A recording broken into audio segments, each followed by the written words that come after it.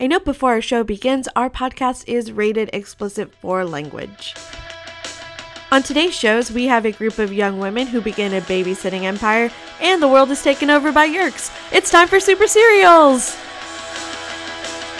Welcome to our first episode of Super Serials, a podcast about juvenile and young adult fiction series you read as a kid, or maybe still today, no judgment. I am A.M. Pines, one of your co-hosts. I'm L.R. Croft, another one of your co-hosts. And I'm special guest Jesse. We really should have made the special guest say he's a special guest. No, but it's okay. I like it that way. Okay, good. We are going to be discussing two books today. Would you like to tell us what we're discussing today? Yeah, absolutely. So we're going to start with the very first Babysitter's Club book. It's called Kristy's Great Idea. And we'll get to the first Animorphs book, Animorphs: The Invasion, in a little bit. But we're gonna dig into that babysitting empire first. I'm ready. All right. And before we begin, even though these books are 20 years old, spoiler alert. In case you haven't read them, if you want to go buy yours right now, spoiler go for alert, it. They do in fact form a babysitter's club. Jesse! That was the point of the spoiler. We don't know what Kristy's great idea is yet. So now that our spoiler alert has been said, you've been warned. Let's talk about Babysitter's Club. Where are we? What are we doing? What the fuck is going on? Okay, so basically the book takes place, I think the background's important. The book was written in, it looks like the copyright was 1986. Ooh. So we are stepping back in time. Before Taylor Swift was born. Before Twitter was born. Let's be real. Let's be real. So This is old. So we're in kind of, I would say, like small town-ish Americana, like kind of the best of both worlds, because it's a small town that inexplicably has easy access to New York City. Like so many stories that we know, it's the best of small town, best of, can get to New York City whenever you want, because that's a thing. Is it it's like Connecticut or one of those New England? Yeah, Stony Brook, Connecticut, I think. Stony Brook? Yeah. I mean, it's definitely Stony Brook. I didn't remember hearing what state, but yeah, it might as well be. Like Stony Brook, upper class America. Mm-hmm. Yeah, so someplace with clam bakes. Pretty much. And lots of children, apparently. Lots of children need babysitters. Exactly. So basically we start off the story and, we start with Kristy. It's written in first person, so it's from Kristy's point of view. Yes. And she's, the eyes through which we see the story, and we get a lot of insight into her life because it is from her point of view. The books all switch, whose book is whose, and you kind of get like a peek into their brain. So for Kristy, one of the big things that's going on with her throughout the book is that her mom is divorced because her dad went to California and kind of left them behind. She has 3 brothers. Like, she has 3 brothers already. Yeah. Right. I wasn't aware of that at first because, there's 4 kids with a single mom, and she, works and stuff. Yeah. That's kind of crazy. And she doesn't even need the money. She has, a great job. Yeah. Like the child support, Yeah. So hopefully she is. No, her dad's a deadbeat her dad's dad. a total That's deadbeat. right. I'm He's a thinking total of the deadbeat. other divorce. Yes. Yes. Yeah. Okay. We'll get to We'll that. get there. We'll get to what's his name. Totally. Watson. But yeah, so let's start with the cover for number 1. So you and I both have the same cover. There is another iteration of the cover, but I think the classic is the yellow. Yeah. The yellow, cover. and then, mine's the pink with pink. some denim. Oh. Do you see the denim on the spine here? There it is has denim. a little portrait I of each looked of online. them, This is a 2010 reissue, so they're going retro with the denim. Oh, interesting. That's Interesting. Because ironic. mine is definitely from when I was a kid. You can see the inside how yellowed it is. Well, they reprinted with that cover. Yeah, Oh, exactly. yeah. Exactly. Because mine, I found this legit in my basement. This is the original. And I saw yet another one with the... So, the art, I think the art's awesome. I think it's a really cool element, that you don't see anymore. I also think thought it was amusing that they made their alphabet block font part of the story. Yeah, totally. They were so proud of their font. Exactly. Listen, fonts were a different story back in the 80s. Yeah, back in the day. But what's really interesting that not a lot of people know is that with covers back in the day, today I think they're more graphic, oriented, and they're more computer generated. But these were people who actually sat for these photos and someone painted a picture. And that was the book cover. They are nice pictures. They're Norman Rockwell-esque. They are and I think that's kind of I don't know, like what the stories are meant to kind of be like. They're a little clean cut, super charming. They're like babysitters aren't doing drugs. Yeah, idyllic childhood America. Exactly. But so just from looking at this cover, and if you were a little girl and you look at this, there's a couple interesting things. One, there's a Nancy Drew book on the cover. And my copy, I actually was looking at the copyrights and everything, and they had to cite the exact book's cover art, like, in the copyright of this book itself. No way. They had to kind of, like, make mention of it. Okay. So I thought that was interesting, because it is an actual Nancy Drew, and they had to cite, you know, the background on it as well. It says on the book cover from Nancy Drew, The Secret of the Old Clock by Carolyn Keene, and then they had to copyright each printing of it by the publisher. Holy cow. That's another book that we're going to read. Absolutely it is. But also, there's some beautiful 90s fashion, but I think Stacy, the blonde sitting on the floor, is by far the most, like, fashion forward. She's wearing clogs. She has, like, a giant pants or skirt, the vest over t-shirt look. Yeah. Very, very 90s. Absolutely. Rocking a diet cola. Well, that's important, and we will get to that. It's very clearly a diet cola. We will absolutely get that too. We have one person of color. That's Claudia, as of right now. She's the Asian one. She is the Asian one. And of course they make her do all the drawing. She volunteers. Yeah, we have to talk about Claudia's family structure. Yeah, her sister Janine. We definitely want to dig in, because, like, for the start of it, you know, it's still hot. Starts with the beginning of the school year, where it's still hot. Can we talk about why there's no air conditioning in this school? It's 1986. This is before they took that for granted. Right. I just totally, I don't know, I guess I just assumed that there would be air conditioning in the school. I don't remember having air conditioning in school when I was that age. The idea was that, like, by the time you needed air conditioning, school was over. Well, you know, we had ceiling fans in the classroom. And you know what, and I teach now, spoiler alert. And a lot of schools, if they don't have AC, they have fans, like giant ceiling fans in the room. So. Yeah, I don't know. I guess the earth wasn't as hot when we were in school. Yeah. It wasn't as necessary. All we were worried about was clipping our six-pack rings. Oh, yeah. We had to save the earth. That was our generation's deal. We did. Sorry, we fucked up, everyone. We're sorry, we did save the earth. We blew it, but it's okay, because y'all have AC in your schools now. So you're welcome. So let's move on to Marianne. She's like the second most focused on I would like to discuss Marianne at length. I don't know if you guys are ready for it, but, like, I would really like to discuss this, because very early in the book, so it starts in the school. Right. Kristy's really hot. She gets in trouble with the teacher, and she gets assigned and she totally has ADHD, right? Like, I didn't even think she would. Kristy has she has a few things going on. I mean, bless her heart. But she's got a few things going on.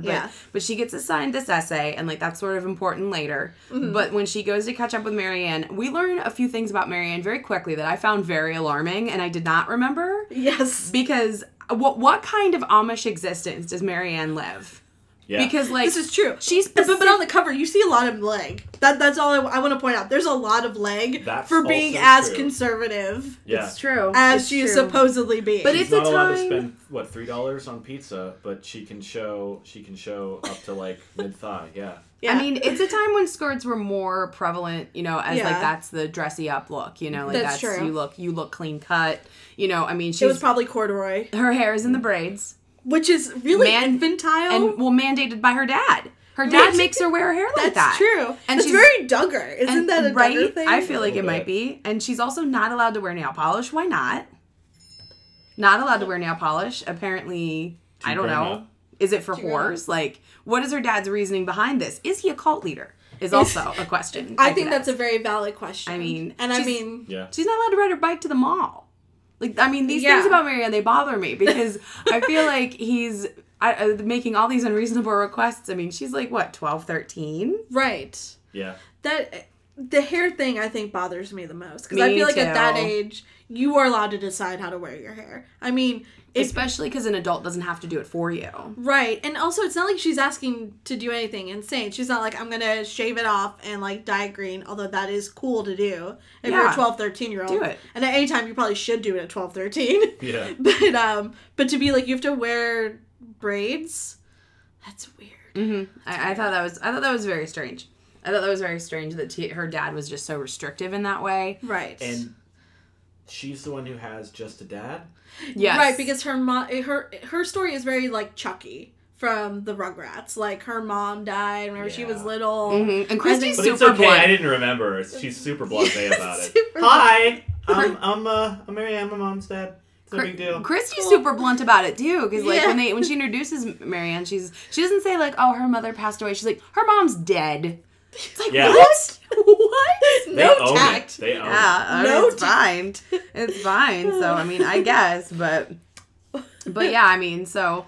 The two, I would say the two factions of the group are Kristy and Marianne because they're best friends. Yes. And then Claudia and Stacy are also best friends. But also because they're both cool. They're all friends, but like, I mean, let's be real. Claudia is cooler than any other kid was. At Claudia age. is growing up faster. And I thought that was interesting too. She likes boys. She has boobs now. She's like. I don't remember them talking about boobs, Jess. They just said that she started wearing a bra. I mean, the one implies. But you know what though? Here's the thing: a lot of like girls who like are maturing faster, they will wear a bra even though there's no reason to. Yeah, I know. Yeah, it's a weird. I didn't notice about the boobs, Jessie. I guess I just wrote Claudia and her stupid boobs as one of my notes because you got the impression that was how Kristy felt. It is an interesting thing how, like, a couple of them seem like they're still in, like, the elementary middle school, and some of them seem like they're in the high school middle school. They're right on the transition. Mm-hmm. There really is, like, that kind of, Yeah, at one point, they make fun of Marianne for playing with dolls, and Kristy's like, I don't play with dolls. I gave those up, like, last week. Yeah. Seriously. I mean, it's cool that there's a difference, though, because it does let us see the different areas of like growing up and how everybody grows up at a different rate and that's okay. And it's a transition that takes time. Yeah, absolutely, right, absolutely. And if you're one of the slower ones, you do usually feel like, what the hell's wrong with me? Yeah. Mm-hmm. Well, and I think that each of the girls too are to like embody a trope, as like a lot of these books. Clearly, they each have. You're gonna pick as a girl which one you are, or aspire to, even if you're not that. Because I mean, when I was a kid, I straight up wanted to be Claudia. Like that was. Who didn't want to be Claudia? I mean, she was the best one. She had the coolest clothes. Amazing artist. She was unique. Absolutely. She didn't give a crap what anyone thought, which was pretty great. Yeah. Pretty great. And she had an awesome grandma. She did. Oh, we'll talk more about Mimi in a little bit. But I have a question about Janine, you guys.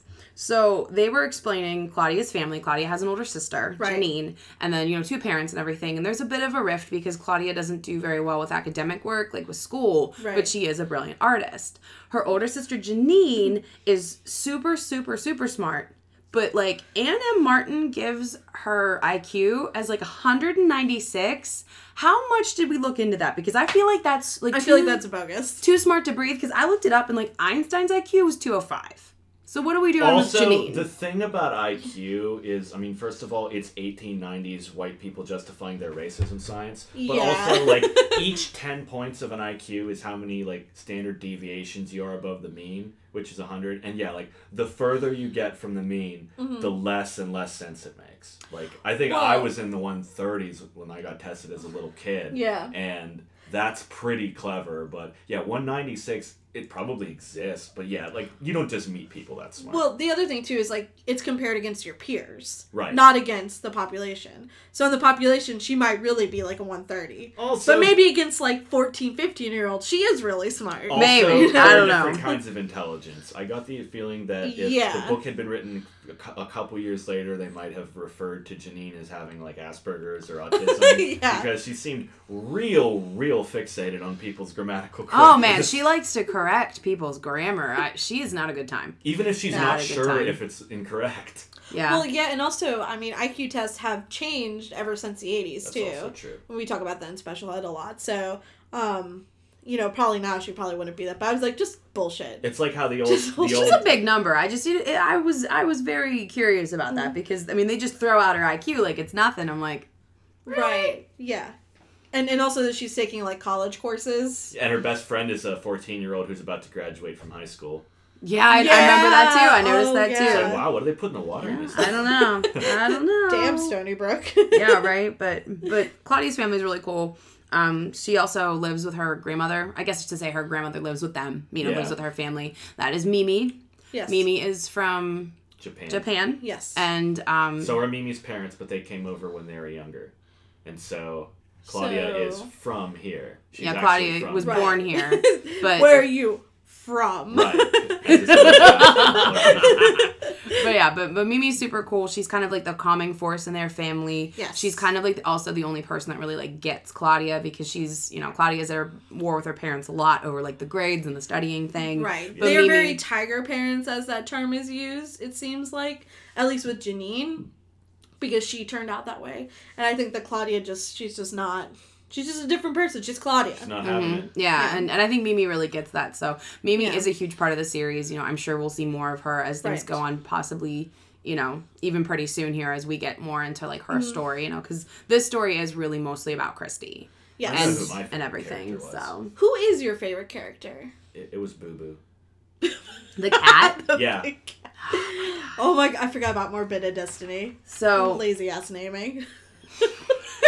Okay, now one thing we have to talk about. So Anna Martin is the author, and you can tell her like weird idiosyncrasies and like her weird neuroses show up in the book, in the story, because she said that she modeled Marianne after herself. Correct. And Kristy after her own best friend. After her best friend, yes. And then her least favorite character is Mallory.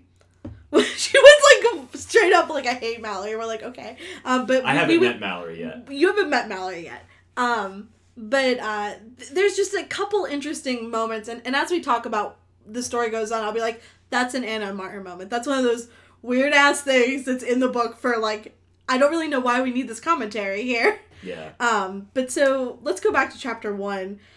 Whenever the teacher signed that essay, because Kristy, I guess, jumps up at the end and cheers because it's the end of the day. Now, I've been a teacher for 5 years. I don't give a shit if kids get excited about going home, because I want to go home. Yeah. Why was that, like, a punishment? Did you think that was an okay I thought punishment? it was totally weird, and I actually wanted to ask you about it because you are an educator. Like, I mean, obviously the room was super, super hot. The teacher let them stop for a while and make fans. I think the impression I got was that the teacher likes Kristy and, like, sees her as having a lot of potential, and he just expects better of her. That's all. But still, I would. It was pretty weird. To that point, like, I like that, Jesse. Yeah. I like where you're coming from with that. Well, that's why he made her write the whole thing. And then, like, when she gave it to him, he was like, okay, great. Like, he didn't care. He just wanted her to do it because he knew she could. Yeah, and to that point, like, I could definitely see that. I just don't understand, like you, I don't understand why he was offended in the first place. Like, maybe Anne Martin had just found out the meaning of the word decorum, and she wanted to use it in the story. She did use it a lot. Yeah. It's very true. Well, Kristy was, like, learning all about it, trying to apply it to her life, so. Now, I've used the word decorum, because I have had classrooms where there is no decorum, and I have literally wrote on slips, like discipline slips. Whenever you send a kid to the office, you have to write a report, and I will write, did not maintain classroom decorum, and I have gotten that slip sent back to me, circled the word decorum, and asked, what is this? Oh, dear.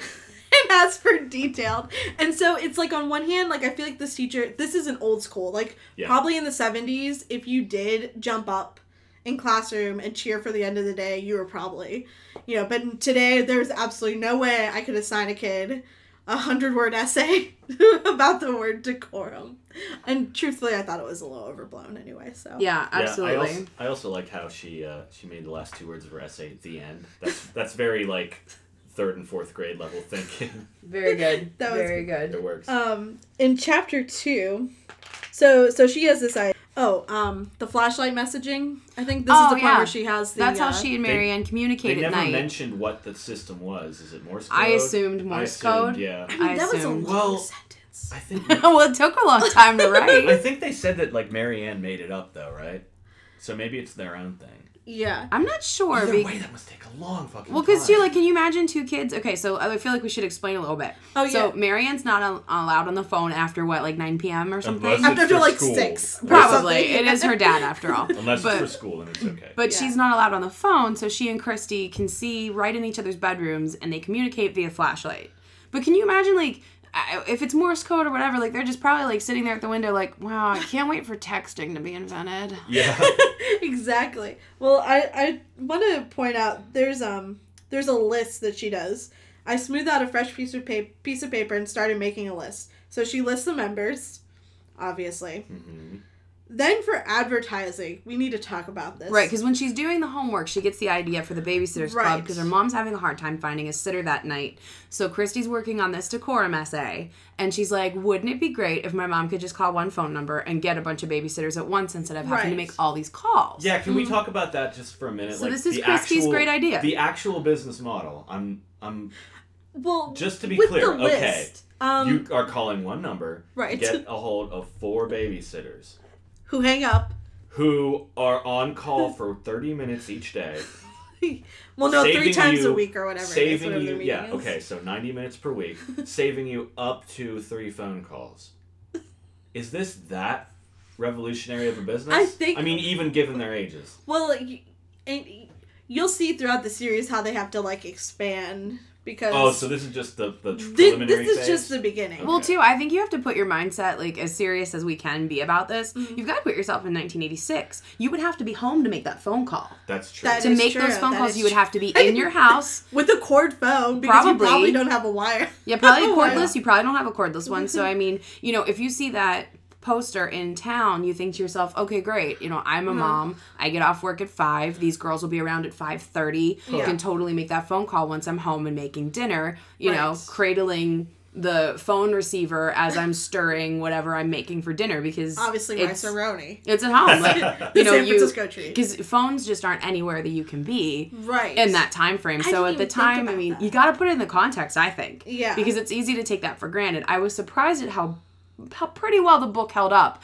but you do have to remember to that point that a phone means you're in a house somewhere, not just wherever you feel like it. Increasingly, these are going to be story tropes that people aren't going to understand. It's true, because it's something that even we, you know, in this generation would potentially overlook. Phones in particular are something that stories are built around.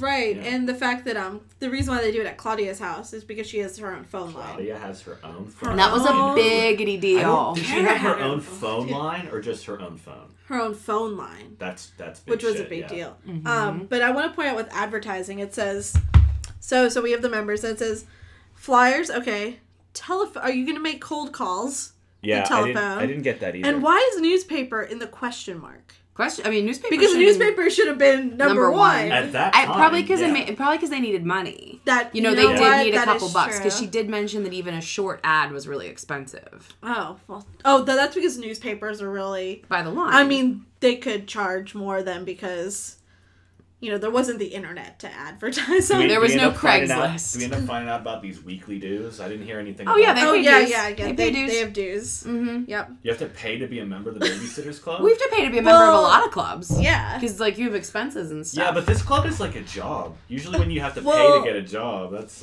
What ends up happening, not in this book, but maybe in the next book or later, they have babysitting kits. With, supplies. They have knives in them that you have to cut a piece of rope with? They have babysitting kits that you... They do not include knives, Jessie. They're for children. No, it's like stickers and coloring books and... things to, like, entertain the kids with. That's actually pretty dope. Yeah. I actually wanted my... It is pretty dope.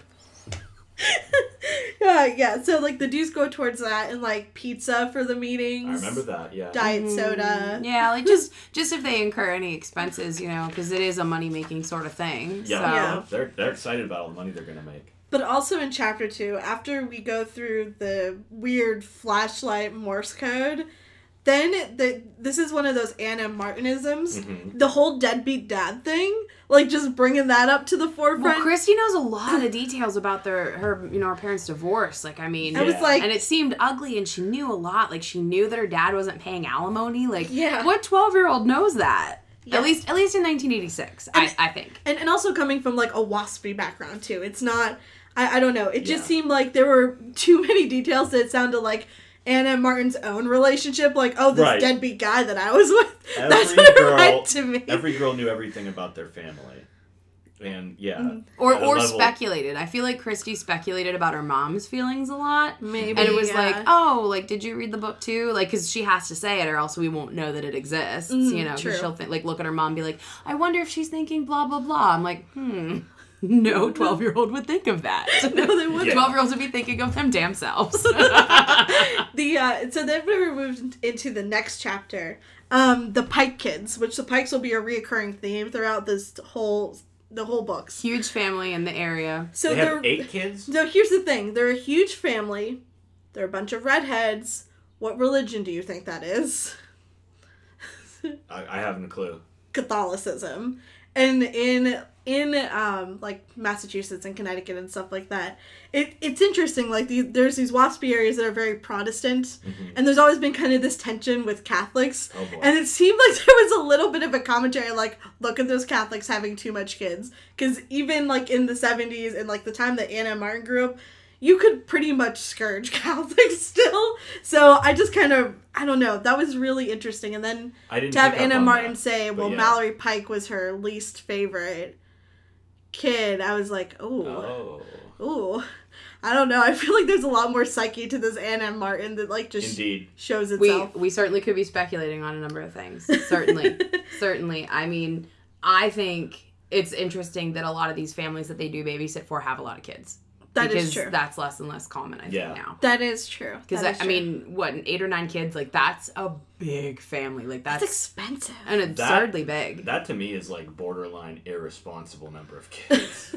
I mean, like, all these families would be, like, on Lifetime shows now. Like, having 8 kids, like, that's basically a Lifetime contract. Or TLC or whatever. Oh, yeah. The shows, the big TVs, the big families. But, yeah, absolutely. The rest of the chapter, then, Claudia's on fleek outfit on page 26. Her outfit was on fleek. And there was a fedora involved, but I was okay with it. I love the detail in which Anna Martin gives to Claudia's outfits, by the way. Like, that was as good as it got back in the day when I would, like, picture Claudia's outfits. I'd be like, why can't I wear everything she's wearing? Apparently she would just take fashion mags and she would just literally just make a description of what somebody was wearing in a fashion magazine. That's so disappointing. That makes sense, because it seemed like just random shit. Because you thought that she made it up. It sounded to me like she had just pulled random things out of her parents' closet. No, she would apparently look at fashion magazines and just... Oh my god, am I ruining your life? Claudia was my spirit animal and she just took Claudia's it from a fucking magazine? Claudia couldn't afford that. You know that she had to, like, jerry-rig these outfits from, like, Salvation Army. Like, I need more vodka in my Kool-Aid. By the way, just a little break. If you were wondering about what Kool-Aid we chose, or well, we didn't choose, you guys voted on and you chose, it is blue raspberry lemonade. And there is vodka in it. Cheers to that. Cheers. And so then we meet Janine, real genius, super smart. But then we meet the super cool, super awesome Stacy from New York City. She's the new girl. There's always like a new girl thing. She's the new girl in town. Stories. She's the new girl in town, so they're doing her a solid by letting her join the club. And she's doing them a solid by being much cooler than they are. Right. The New York thing is sort of just like instant street cred. Like even she Claudia pulls up their cool factor by a factor of 10. Like as soon as she joins the group. I feel like she makes Kristy at least 20% cooler. At least. She's as much cooler than Claudia as Claudia is cooler than Kristy and Marianne. Agreed. That is the hierarchy of coolness. So. I agree. I completely agree. So then I just had my notes say Mimi's coolest and diet what? Oh, and the school lunch description on page 39. I only remember one description of school lunch. Was it the sloppy joes? The Jell-O and the fudgesicle. And they have that every day on the same day of the week. Yeah, I'd get really bored of that. Yeah, that isn't how my school did it at all. We didn't have a bye-week thing. None of it was good for you, but there was a variety. There was a variety. I think the interesting thing about these books is they're kind of like a time capsule. Oh, absolutely. About like what life was like back then. Yeah. Sure. Oh, here it is. Friday lunch at Stony Brook Middle School is always the same. Sloppy Joes, red Jell-O with canned fruit in it. A dinky cup of coleslaw, milk, and a fudgesicle? Capital F. So this is the brand Fudgesicle.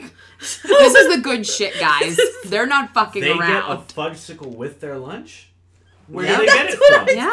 Didn't you guys have to like buy ice cream or buy treats? Well, we had a dessert included. How are they getting the fudgesicle at the same time as their lunch and it's not melted by the time your they're issue done with is their of sloppy Joe? logistics. I agree. Well, dessert first, bro. YOLO. There's no air conditioning, so like that shit can't sit out. Yeah. It's magic. It's just magic with their lunch. But I mean, we always got dessert. I assumed that was the red Jell-O. Isn't that dessert? Wasn't this Friday? I hate Jell-O, so I would have thrown that shit away. Friday Sloppy Joe Day? I thought Friday was supposed to be pizza like day. pizza day. Yeah, that's like but ridiculous. they essentially get 2 desserts because they get Jell-O and they get a fudge. I'll tell you what, Jell-O is actual bullshit and not Jell-O dessert. had fruit in it, so at the time it probably counted as a vegetable. Perhaps. Jell-O is disgusting. There was fruit in it. You know what? There are people right now who are like, I love Jell-O. Fuck all Turning y'all. off this podcast. I like Jell-O too. But Sorry. 2 Jell-O haters in the house. Sorry. And when there's fruit suspended in it, fuck off. Like, just get the fuck out of here with your gross ass Jell-O. I feel very strongly about this. That's why I had to write it down and underline it. Like, I have to discuss this point. And then basically I skipped 20 pages and I'm like, My Little Pony reference, page 51. The important things in life. Yeah. There's an awkward dinner. Super awkward dinner. Gosh, so, I remember that. So we get into like Kristy's story because like, okay, so her mom's divorced. She knows way too much about it. She hates her dad, but she does not want a new dad either. She does not, and her mom is dating this guy Watson. It's going like super well for. He lives on the other side of town. Mm-hmm. His kids are cool. He's super fucking rich. Super fucking rich. So rich. So rich. And Kristy hates him. She hates him just because she's not supposed to hate him. She hates him more than anything. And again, I mean, do we feel like this is maybe Anna Martin creeping in again? Because Kristy is such a first class dick to Watson. Like she's so really mean to him for no reason. No kid this age hates their parents that much. And her I think it's more like she hates her dad because like her mom thinks she's supposed to hate her dad. Because that's what she's obviously been poisoned. Right. Like I expected when I was reading this, I'm like, oh, I'm gonna find out a couple books from now that Kristy's mom was actually poisoning the well, and her birth father is actually like a perfectly like normal a Lifetime dude. Story. Yeah, is it bad that like that was where my mind went? I don't know. We'll see. But like I mean, Kristy, she's really against the whole Watson thing, which is weird because her 3 brothers like love him. Yeah. And she's just like, nope, no Watson.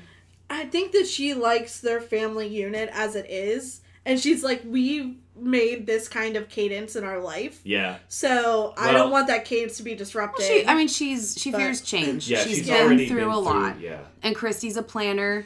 Little bit of a control freak, perhaps. Just a little bit. Likes to have her ducks in a row. You know, so I mean, I don't even think she necessarily hates Watson for himself, right. but what he represents, because she can't control what happens if if her mom and Watson get married, Right. And that's a lot of the questions that come up, like, well, where would we live? I would have 2 new step siblings. I already have 3 goddamn brothers. And truthfully, I mean, she lives right next door to her best friend. If I were that age and I was like, oh, wait, I'm going to have to move to the other side of town. That's devastating. I don't know what I would have done. Yeah. I would have been really upset. Well, no more Morse code flashlights and shit. Yeah. Right? That would have been gone. For sure. I would have not been okay with that. So that's like a huge thing. Or something. Because Kristy, she gets really upset because Watson comes over. They were supposed to, her mom and Watson were supposed to go out on a date, but they end up staying home. Watson buys Chinese food for everybody. And it's delicious, but Kristy refuses to eat it. She makes herself a jelly sandwich instead. What kind of brat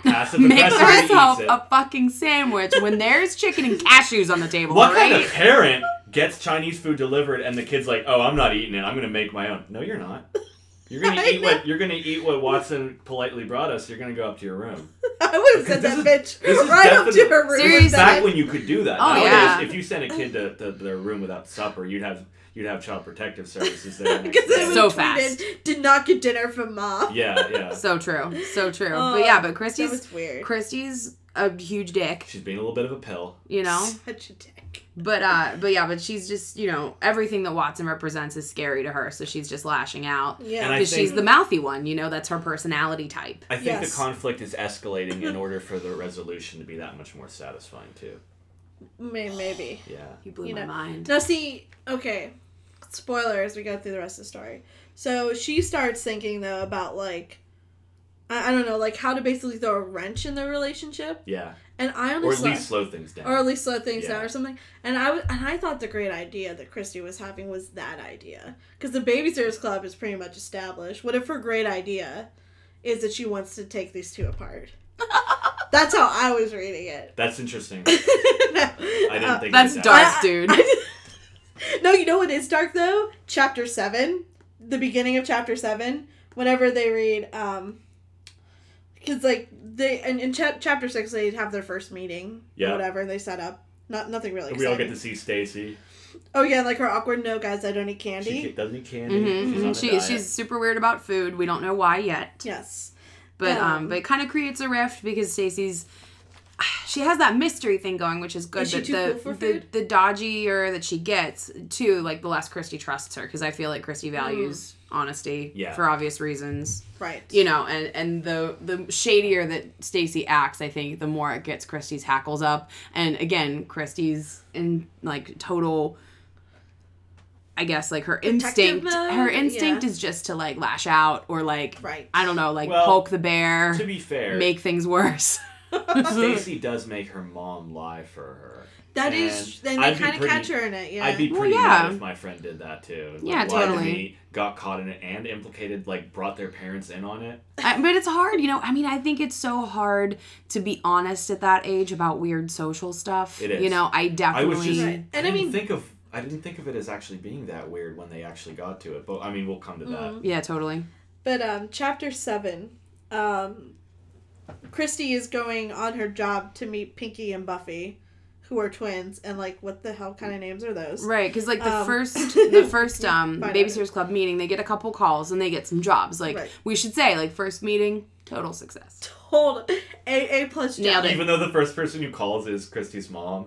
She's like, leave me alone, I'm working. No, I want to hire you. But she needs a job, so, like, it's fine. But they all get jobs. I need to hire you to babysit your little brother, which you always do. So she has one of the other girls do it, just so it wouldn't be ridiculous. Exactly. That would be ridiculous. I'm a scanner reader, so I don't know how you guys read, but I'll, like, chunk things as I'm reading. And sometimes I'll accidentally, like, go through, like, to the middle of the page. So whenever I opened to this chapter, the first thing I read was, there were no signs of children. And to me, that was like a dark cloud of smoke. It did seem pretty ominous to me. There were no signs of children. I didn't know what was going to happen when I went in there. There were no toys in the yard, or tricycles in the driveway, no sneakers on the front stoop, or artwork in the windows. I was like, holy shit, guys. What are we getting ourselves into? Shit's getting real.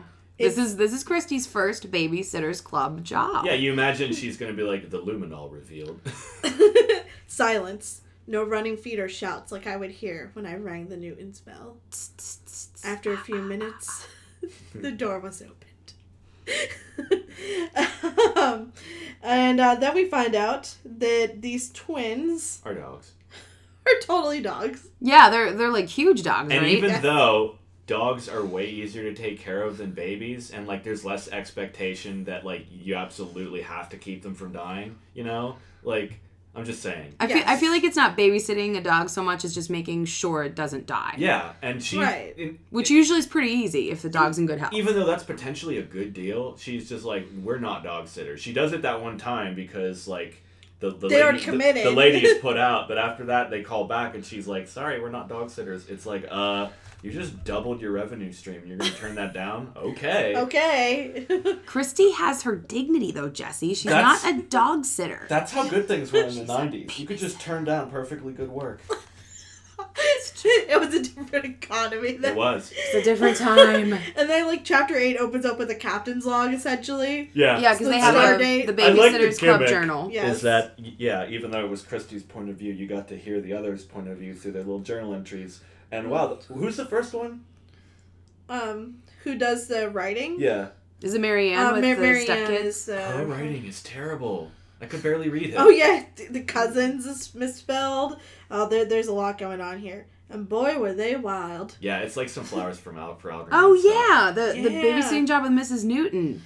Yeah. Dick move, Mrs. Newton. Dick told... Miss Newton is an asshole. Like, let's... I mean, I'm giving her the B of the D. She was sick. Okay. She was sick. Okay. And, like... Wasn't she pregnant, too? Yeah, super pregnant. Wasn't feeling well. Oh, yeah, dumb prego woman. Poor Mrs. Newton. She made one mistake. She made one mistake. But what happened was, who was it that was babysitting for them? Claudia, right? Yeah. So Claudia goes to the Newtons. They're like, all these families like appear more than once in the series. You get to know the families as much as the babysitters. So when Claudia goes over there, it's supposed to be just Jamie Newton, the little boy? Yes, just Jamie. But like his like horrible cousins are over. So it turned into like what? It was supposed to be a 1 kid babysitting job that turned into 4. And what like at least 3, yeah. And she was like locked in the bathroom or something. Yeah, let's be honest. If this was like an actual temp agency doing this and the job differed by that much, temp agency, they would probably feel obligated to be like, no, I'm not going to do this. I'm backing out. I feel like I'm just saying, like I'm comparing it to a real business. They have to do like reviews of their clients. Yeah, like TPS reports. Yes. Oh my god. If you could fill out your TPS report during our meeting. I'm gonna need you to babysit on Saturday too. Great. So chapter 8 I wrote dumb pregnant woman. Yep. Chapter 9 I wrote Sam wants to bang Stacy. Oh yeah, incestuous question mark. Because he's like weird overprotectiveness of. Well, Kristy's brother Sam is what the kids older, call right? a hunk, right? He's a hunk. He's a hunk, right? Freshman in high school. Yes, and she's he's got the hots for a 7th grader. Now that's not absolutely unprecedented. Like I remember when I was in school. If you were a freshman in high school, the lowest you could go and not be looked askance at is 8th grade, like 1 year. It was when you get older, if you were 11. If you were a junior dating a freshman, that was okay. Dude, in my school, the seniors were dating the freshmen. It was that was okay. That's borderline but like too. You would still side eye. Only if the girl's younger though, right? I mean, there's a hierarchy. I agree. Yeah, but I just feel like once it dips back down from high school into middle school, that's a little bit like. It seems like they're 2 different buildings, so like you shouldn't date each other. I don't want to be mean to Sam, but like, I get the impression he wasn't cool enough for the girls in his own grade. I don't know, but Stacy's super, super cool. Maybe she's like really Kristy mentions that how cool she is, like adds years to her age, basically. Yeah, basically. So maybe she comes off as a 9th grader. Maybe. Exactly. She's the new girl. He doesn't know how old she is. She has long blonde hair. And I'm sure she's wearing not cool New York City clothes. Yeah, and I'm sure she's not like, oh hey Sam, by the way, I'm in 7th grade. That's not a thing that's gonna happen. Wasn't that a thing in the movie or? Wouldn't it come up? Oh no, the terrible movie. No, it would come up though. It'll be she like, was with an older Stacey, guy, but like in my grade. That's Stacy's jam. Yeah, she likes older dudes. Let's Stacy. Yeah. I'm not cool. Hating. No hate. No hate. But, get it, girl. But honestly, if Sam is a hunk, I think he could do better than a middle schooler. I mean, well, yeah. I mean, didn't he? She said he was a hunk, and he said she was a babe. She's like, I've seen them both. I don't get it. I really think that was in the book. Like, who says that? It's awesome. A side note, Babe is only funnier because of Pretty Little Liars. Whenever Toby gets it, says, we got him, Babe. That's true. We got him, Babe. Two of us are huge Pretty Little Liars fans on this podcast. Yeah, so if those references are thrown in, I'm sorry. And just get ready for them because they're going to happen. But so on page 85, there's like a weird, like, I don't know. Why does incest keep coming up in both? Because of this. I didn't see any incest. I don't know what you're playing. I think I read way too much into these descriptions. Hold on. Are you talking about Kristy being like protective of Sam? I think so. Or are you talking about little David Michael? We haven't talked about God, what are we talking about David Michael for? Her little brother, David Michael? Okay, 2 things about David Michael. 2 things about David Michael. 1, why do they call him by both of his names? There's no one else named David or Michael. And 2, shouldn't he be in like latchkey or something? Kristy has to come home like... He's 6, though. That's a little young, even for 80s latchkey. I suppose. He's 6. It's really little. According to Sam, Stacy was a foxy chick. I'm sorry, foxy chick. To me, in my mind, foxy is even more corny than babe. I can't. It's perfect, actually. And Sam was a gorgeous hunk. Oh, I missed the gorgeous part. Oops. Foxy chick. But I also like that in parentheses she puts, I have absolutely no interest in boys, of course. And absolutely no interest is like italicized. It's just like, okay, Kristy, like we get it. Like, we get it. You think they're icky still. It's totally right, cool, girl. It's you cool. do you. Gorgeous. Oh yeah, I thought about Sam. Now he is pretty good looking with dark curly hair and sparkly blue eyes and a few freckles. And it was like, oh. So where did the foxy chick and gorgeous hunk come from? Was it the hair? Was it the freckles? I couldn't figure it out. I guess, yeah, that has a bit of a weird feel to it. You know, she's coming at it academically. She's trying to understand it. Because, too, I mean, I don't have any siblings. Yeah, I'm an only child. Oh, yeah, you guys are both only children. I'm looking at this from outside. Like, right, totally. The closest I can get is, like, thinking, like, I have cousins that I'm like, yeah, they're hot, but... So if it was, like, my sister, that would probably be another story. I feel like you're maybe blind to it. I think when you have siblings. I have a billion brothers, pretty much. I'm related to, like, half the country.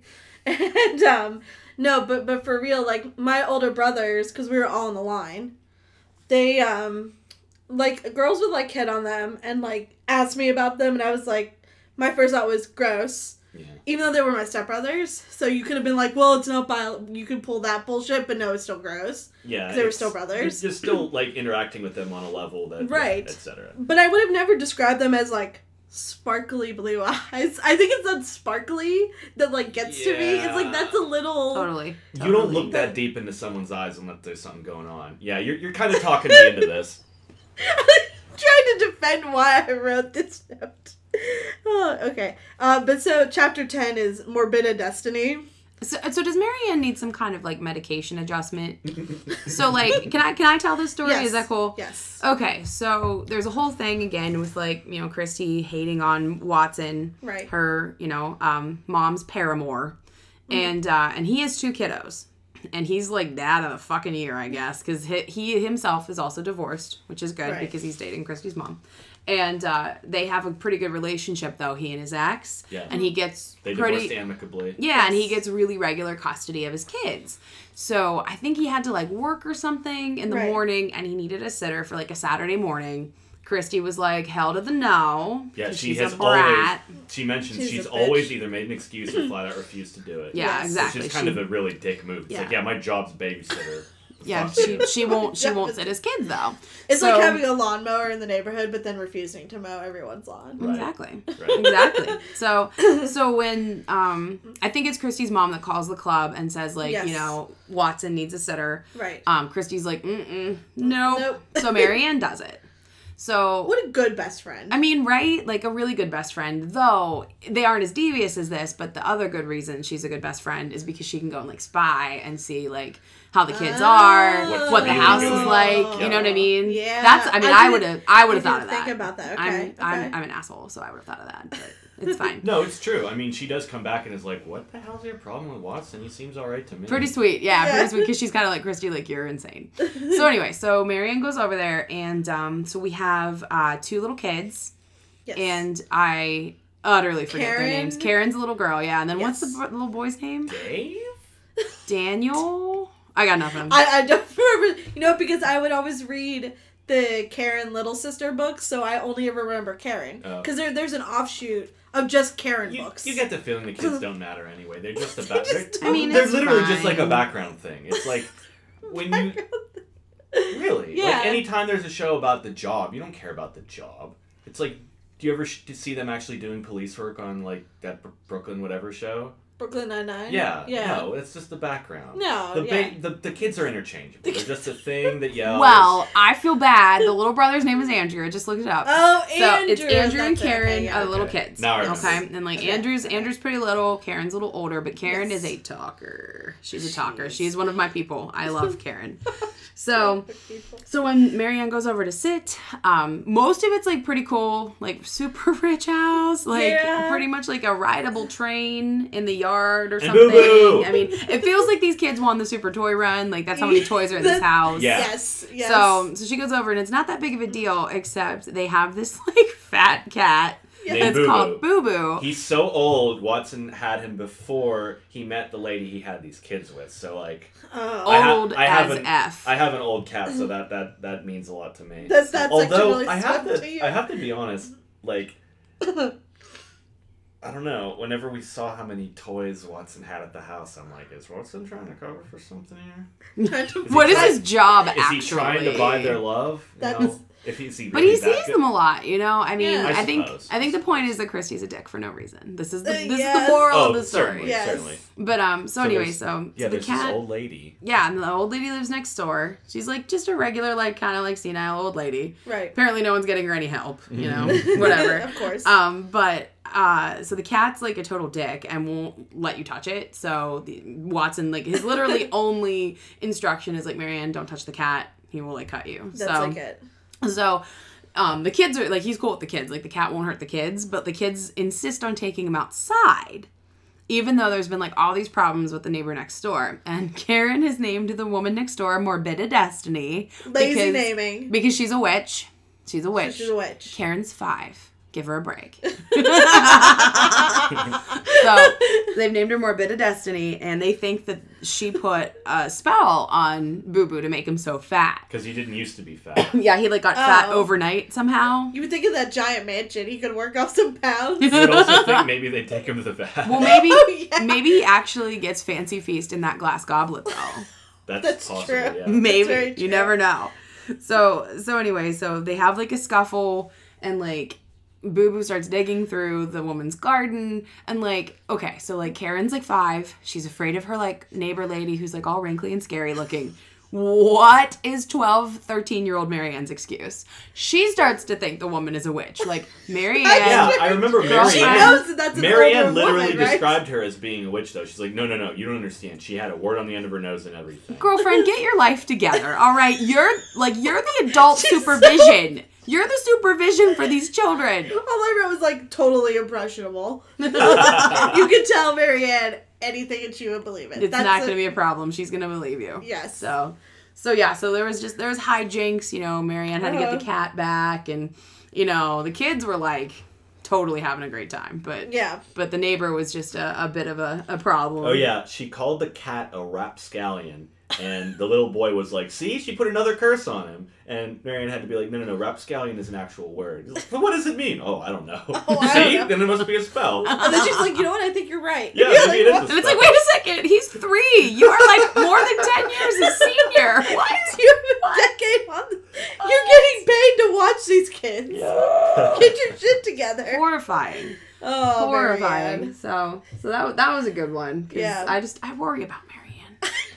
No, we really do worry about her.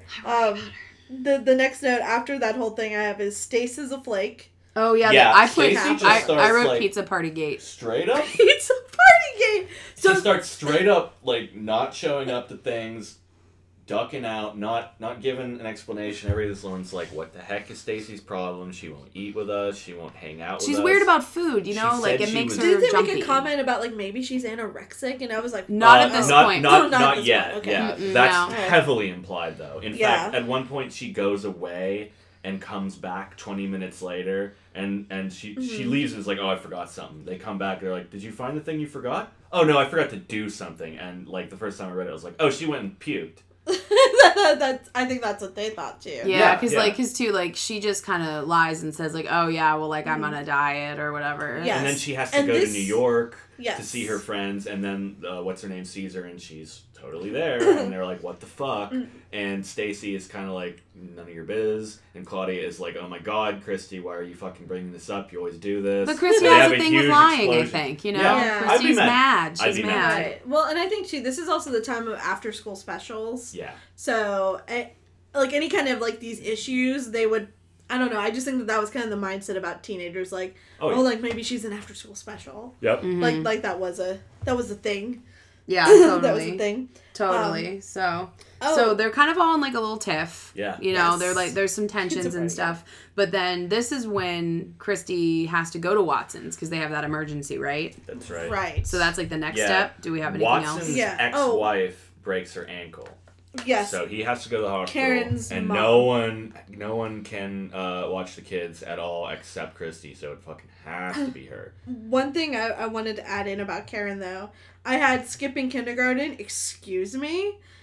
Oh, that's right. Oh, because she's really smart. She's really smart. They're going to take her out of kindergarten and put her in first grade. Well, I mean, you used to skip grades back then. They would skip you. Kindergarten? Like, you don't do anything in kindergarten. Well, except, like, develop social skills. But you don't understand. She is cutting snowflakes out of white construction paper at an 8th grade level. That's why I I was like, okay, well, maybe whenever you get to, like, 2nd, 3rd grade, then I could see skipping, because you would have, like, real skills, but, like, at this rate, if you can read, I mean, just sit tight. She's gonna get her, you don't understand. Just chill, girlfriend. Just chill. She's gonna be able to have her PhD in eating paste by 16, you know? It's true. I don't know, I just thought that was, like, a really weird grade to skip. I agree. Okay. I noticed not that. a usual grade that you would skip. Yeah, I feel like that's not a thing anymore, though. No. Like, you don't skip grades anymore. They really don't try to skip grades unless, like, it is absolutely clear that, like... Because a lot of times the social adjustment is it's too much. Well, normally what they do now is you actually... Just a fun fact about skipping grades, everybody. Instead, they let you go to certain classes with older kids. So, like, during 9:30 to 10:30, you would go with, like, the 4th grade math. And then you would come back to your regular home classroom. Oh, okay. So that way that you do, like, gym and art and everything with your peers. So you still maintain the peer connection and you have lunch with them. But then maybe some of the academic work you will go to another room. But they're not going to just throw you up. Yeah, but they wouldn't do that, like, in kindergarten, though, because it's a weird effing grade to skip. First of all, you're only in kindergarten for, like, half a day, as it is, in a lot of programs. Yeah, like, you're only there for 3 hours. Like, you need and you're right. You're just learning. You're learning to ride the bus and, like, be with other people and not your parents. Yeah, and I mean, mostly kindergarten is social skills, or at least it should be. So, who knows what's going on in the school? Okay, and that was a weird side note that I had. And the yeah, because Karen is, like, really intelligent and, you know, very talkative and everything, but but Kristy's definitely caught, like, between a rock and a hard place. Like, there's no one else to babysit these kids because there is an emergency, so she does agree, goes to the McMansion that is Watson's home. She ends up liking it. Watches the kids, and she likes the kids more than she thought she would. And the kids just will not shut up. Hey, did you know that you're basically going to be our stepsister soon? And she's, like, infuriated by that. That was pretty great. And she kind of says, well, I won't be your... Like, she ends up liking him. She's like, okay, well, I don't know if I want to be your stepsister, but I guess I could be your babysitter. Yeah. So you can sort of see the wall starting to crumble with Kristy. Totally. I also kind of like the thing about Kristy about how, like, she'll flip out and say something ignorant, and then later on she'll, like, go and tape a note to her mirror that's like, I'm sorry, I love you. You know, like, that was kind of endearing. It speaks to a lot of people, I feel like. Oh, yeah, as the kind of person who just says outrageous shit and then has to come crawling back. We don't relate. We don't relate at all. That's the thing that happens to other people. I just love the crawling back and putting a note on the mirror. Seriously. So like, there was, they were gonna, like... The babysitter club fight, though. Yeah, because they freak out on Stacy. Yeah, because, like, they were supposed to have a pizza party, and that's when Stacy got all weird, and then Kristy confronts Stacy about lying. Stacy blows up, you know. Stacey there was a doll comment. Admit what she was lying about. She's just like, sorry, that's none of my She's like, nope, business. not telling. Yeah. Not telling. Yeah, she was holding that down. Exactly. So they have a big fight, and then they have a special dinner at Watson's. Kristy and her brothers go to Watson's for a big special dinner. Yes. They're having fondue. Yes, but fondue, then Watson is cool. Can I tell you guys, like, this is something, like, very personal to me. Like, anytime I've had or been around or seen the presence of fondue, I have literally always thought about that scene. I didn't remember that it was in the book, but they all have it at the table, and like, there's rules, like, if you drop your bread, you have to kiss the person on your right, and all that stuff. And steal someone's bread, you get to be their slave. And Kristy, normal stuff. I mean, they make up all these weird rules, but the bread one is actually, like, I think pretty traditional for fondue. And Kristy drops her bread, and to her right is Watson. She has to give him a kiss on the cheek. And her mom is like, she's not going to do it. Whatever. Yeah, and then she's like, fuck you, I will so kiss Watson. Right? Yeah. She thought that, like, Kristy was going to be a dick. For once, she was wrong. And Kristy does it. But I'm not kidding. Like, I actually made this for my husband and I for Christmas last year. We made fondue for one of our Christmas celebrations. Thought of Kristy, like, the entire time I was actually cooking it. Like, I think of the scene every time, and I think it's funny because, you know, I know, like, this was your first time reading, but, like, these books, like, I grew up with these books, and they're a part of me. You know what I mean? Like, and, like, I have the most random memories. Like, I'm serious. Yes. I've carried that scene with me for 20 years. Yes, there's a couple of them, because I didn't actually own this particular book whenever I was little. I read it. Yeah. I borrowed it from the library, but I didn't own this one, so I didn't read it 20 bazillion times. Whereas, like, a couple of them, I'm like, no, like, literally, this is my childhood, and if you burn this book, I will knife you. Because this means so much to me. Totally. The one where they go to the shore, and then one of the summer books, one of the super summer specials or whatever is one of my favorites. Totally. Are we gonna talk about at some point the prequel? Because I heard there's like a number 0.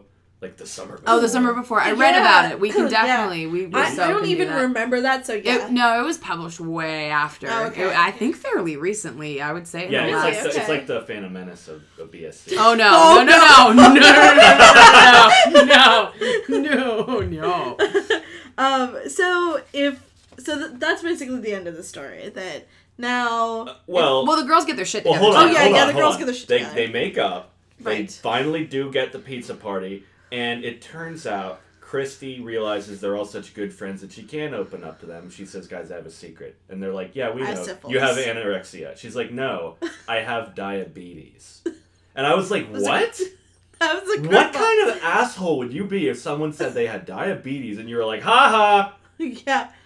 But I mean, that was a huge thing. That was what she was worried about. Well, because at her old school, her friends kind of freaked out because I think, it made her feel broken. It made her feel like something was wrong with her. Because back in those days, you had to give yourself the insulin shot. There wasn't that pump thing that you can conceal. Yeah. I don't know much about having diabetes, but this was one of the only characters when we were kids. And I mean, I feel like even still that very publicly had diabetes that you could relate to. Right. I suppose. Yeah. I mean, I like that they did that. And absolutely. It just boggles my mind that anyone would have that reaction like, ew, diabetes. I remember there was a diabetic girl that came into my school, and she showed us how she had to, not just inject, but, take blood out to test. I actually know which girl you're talking about, because they came around to the classrooms to, because they wanted to show us what she was going to be doing. Yeah. To, not freak us out as kids. Yeah, right. So, they literally paraded this girl to every science classroom. It was like, here's what diabetes is. And, we watched her take blood. It was, now you can't do that, because kids go to the nurse, and... everything has to be, very, hush-hush about it. Not to mention, I remember someone actually fainting at the sight of blood.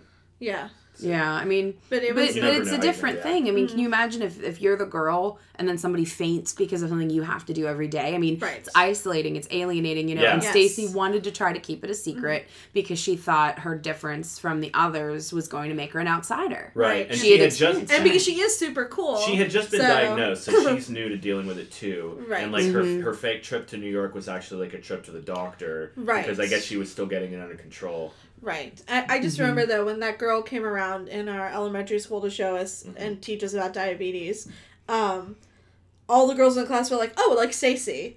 Everybody immediately, all the girls. Well, that's good. We're all like, oh, it's this character in a book that I read. Yeah, and I thought that was a really... And that's a positive power. That's really exactly. Positive, How awesome is that? Because I feel like she was one of the only people, fictitious or not, that we were able to have a touchstone to, okay, other people have to do things and their health is different and it's important. I also like that Kristy just quickly gave a little paragraph. She's like, yeah, it's no big deal. You eat differently.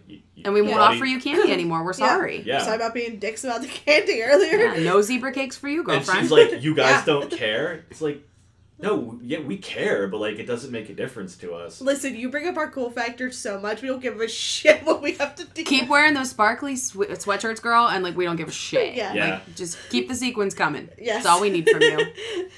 Do you think their parents took her to Bloomingdale's all the time? Just because they feel bad because she has diabetes? Yeah. Oh, pity clothes. If I were a little kid in this era with diabetes, I would demand that I be allowed to wear a slap bracelet to cover up the needle tracks.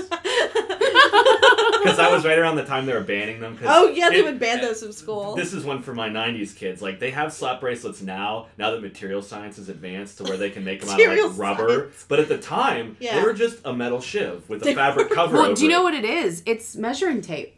That's what they're made of. But it's but in the hands not of a anymore. kid. Now they're silicone. In the hands of a kid, it's basically a metal shiv. Yeah. That's why they banned all the boys would break them. So that, Oh, dear. Weaponized slap bracelets? That's why they got rid of those. That's how we got... I'm sorry. It's just that's what that made me think of. It's my 90s thing. Yeah. Wow. This is what I was doing while the girls were reading BSC.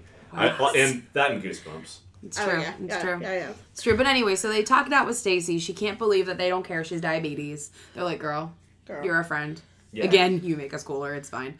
So they have they finally have the pizza party they've been trying to have that Stacy flaked out on. And it turns into a sleepover, which is always like, awesome. Super bonding experience. And, hang out and they're friends again. And, Kristy basically says, I think we're going to do this whole club shit for a while. Yes. Oh, yeah, and Watson and Kristy's mom get engaged. Fuck, how did we not mention that? Oh, I totally forgot. Kind of a big deal. That was the thing that the Listen, big you can't have fondue fondue and not bring out a diamond. Also, I do want to mention the one point when Kristy is super duper passive aggressive to Watson. She's like, there's something about G.I. Joes. Oh, yeah. She's trying to she's like, actually, boys play with G.I. Joes. You might know that if you ever saw your children. And then she's like, also, girls play with Rainbow Bright. Ever heard of her, Watson? And her mom is like, you go right this minute, young lady. That's true. It's like, oh you my do not God. give us gender specific. You do not culture shame my future husband for not knowing about your pop culture. Well, and it's funny because Watson really does know what's going on. Yeah. She's just trying to find any crack. Yeah, you got the feeling that he was going to can. come back and be like, actually, my daughter does like G.I. Joes, bitch. What now? Yeah, I just blew your goddamn mind. And it seemed like he was making such an effort. Watson was being a real champ. He really putting up with her little, Yeah, definitely. I was going to make a really inappropriate comment. This is so ages. This is a safe space. Yeah, do what you want. Listen, Kristy's mom pussy is that good. He will deal with He will put up with whatever he has to. Listen, I also like the only pieces that he can get are Morbid and Destiny. She's single. I also That's like, true. hold on. I just Single and remembered searching. this. Single and searching. I also like the point where, first he brings Chinese, and then he comes over for dinner again, and she's like, oh, what's he gonna bring this time of time? And she's like, no, nothing. And then she's like, oh, great, right. So now he doesn't even feel like he has to impress us anymore. Oh, yeah, and that's the dinner where she's a real dick. Yeah, right. Because they're all having, leftovers or something. Yeah. And she totally calls it there. And She's like, great, we're comfortable now. It's like, sorry, we don't have takeout every day, Jesus. But she judges him for buying takeout all the time. Kristy is very hard to please. Yeah. So, I mean, Watson's a champion for sticking in there. That, second marriage poon is just where it's at. Right, and you get... But the marriage is going to be months down the road, so there's still time for. Yeah, her so they are still engaged. Time. He didn't physically put a ring on it yet. They have to pick one. No, the ring is right at the end. Oh, is it right at the end? Yeah, at first she's like, I think I'm gonna maybe let him get engaged to me, and then later on she's like, here's the ring and it's huge, and oh, that's right, it is. And Kristy's like, even I was like, wow, because it was really big. Yeah. She'll say that again much later in life. This is only one of many times. So everything turns out fine. Yeah. So that's the end of the book. So it's a lot of information, even though it's not that long. There's a There's lot going a lot on. going on. A lot going on. Now for this book, out of 5, what would you give it? 4. 4. I would say it's a solid beginning story. I'd say 3.5, 5. I'm at 3.5 currently. Yeah. I'm at 3.5 because it was a little painful to go back and kind of remember all the different stuff, and sometimes it just Kristy makes me uncomfortable because she's such an asshole. See, I took the 0.5 off. Is this a running thing with her? The Jello was an entire 0.5. That's how deeply disturbed I am by Jello with Fern in it, you guys. It's a whole other level. I respect you. Well, I think we have some more disgusting lumps of jelly to talk about. We do. Our discussion on Babysitters Club ran a bit long, so we decided to actually make 2 episodes in order to give both books their proper dues. Check out episode 2 for our discussion on the first Animorphs book called The Invasion. Connect with us through social media. Follow us on Facebook at facebook.com/superserialspodcast, on Twitter at superserials, and on Instagram at super.serials. We also have a Patreon page in the works. Please subscribe, share, and listen to us on iTunes, Stitcher, or SoundCloud. Thanks so much to my wonderful co-host and guest.